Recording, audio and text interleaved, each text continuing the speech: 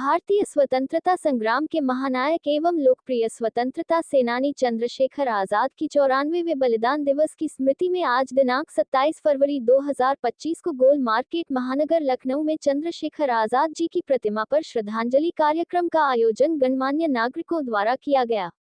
इस अवसर पर सर्व श्री जेपी सिंह, अध्यक्ष संस्कृत भारती न्यास एवं श्री रवि कच्छप पानक कश्मीर, श्रीमती मूर्ति पार्षद विवेकानंद पुरीवाड़ और श्री गिरीश जोशी, श्री शरद श्रीवास्तव, श्री विश्वनाथ शुक्ला, अध्यक्ष विवेकानंद पुरीवाड़, श्रीमती अर्चना सक्सेना, मंडल अध्यक्ष महिला मोर्चा भाजपा श्रीमती सुमन लता कुरील, प्रदेश उपाध्यक्ष महिला मोर्चा भाजपा श्री सुनील शंखधर, मंडल महामंत्री पूर्वी भाग 3 भाजपा राकेश मिश्र, वीपी सिंह जी, केशव नाथ श्रीवास्तव, उमाकांत श्रीवास्तव, श्री ब्रजेश मौर्य, हरिकृष्णा एवं अन्य नागरिकों द्वारा माल्यार्पण एवं पुष्प समर्पित कर उनके आजादी में दिए गए योगदान को याद किया गया। सभी उपस्थित नागरिकों द्वारा मोमबत्ती जलाकर उनको श्रद्धांजलि अर्पित की गई। हर साल लगातार कार्यक्रम किया जाता है, आज भी इसका आयोजन किया गया है। क्या कहना चाहेंगे पूरे कार्यक्रम को लेकर? देखिए, कोई नई बात हमें नहीं कहनी है आज के प्रोग्राम में। पिछले 20-22 वर्ष से हम इस स्थान पे जो चंद्रशेखर पार्क है और यहाँ इनकी प्रतिमा स्थापित है, ये महानगर में गोल मार्केट में स्थापित है और मैं समझता हूँ कि ये लखनऊ की पहली या दूसरी ही प्रतिमा इनके नाम से रही होगी।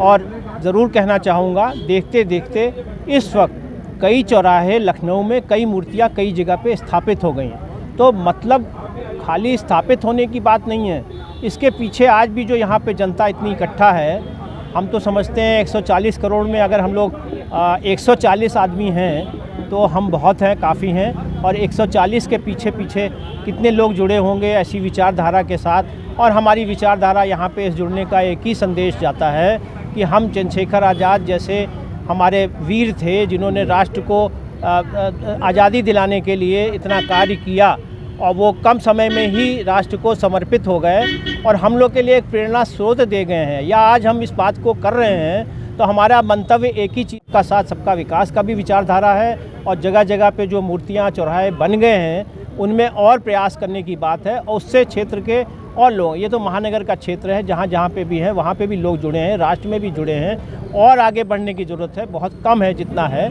तो हमारा विचार इस बात पे इस जगह पे आने का यही रहता है। हमारे देशभक्त देश प्रेमी जो इस वक्त यहाँ पे सब मौजूद हैं, आपको दिख रहे हैं, आपके कैमरे में हैं और इनकी प्रेरणा से हम चाहते हैं कि इस राष्ट्र को हम सुदृढ़ बना सकें। पुराना गौरव हमारा जो सोने की चिड़िया हुआ करता था वो वापस हमारा आ जाए। जो हमारे यहाँ के कष्ट हैं, जो सबको विदित है, हम सबको जो यहाँ प्रेजेंट हैं, उन चीज़ों को हम लोग दूर कर सकें और अच्छा वर्ष बना सकें। युवाओं को क्या संदेश देंगे आज कार्यक्रम में आते हैं? वो धीरे धीरे भूलते जा रहे हैं। हमारे बीच में हनुमंत जी हैं, मैं उनसे कहूँगा कि वो हमारे इस सवाल का जवाब वो देंगे तो बड़ा अच्छा रहेगा।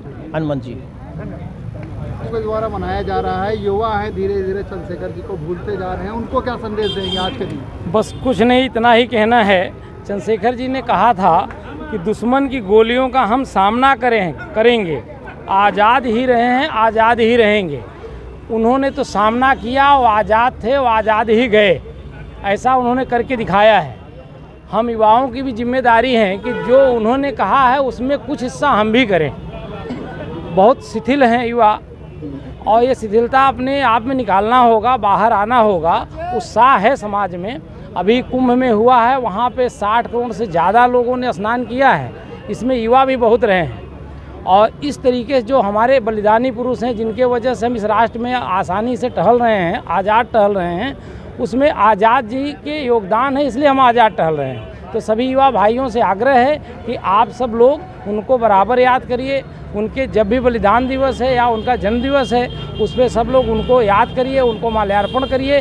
यही हम कर सकते हैं। इसके साथ उनके जो विचार हैं उसको हम लोग आगे बढ़ाएँ। सभा की ओर से और हमारे रवि कच्छप जी की तरफ से एक सीधा संदेश देना चाह रहे हैं हम लोग युवाओं को।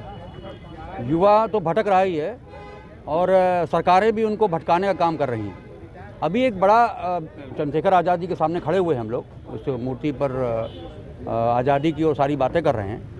तो सीधी बात है, अभी एक बहुत हंसी की बात भी है और बड़े दुख की बात भी है कि युवाओं के पास रोज़गार नहीं है, इसलिए सरकार ने 60,000 करोड़ की शराब बेचने का काम का संकल्प किया है।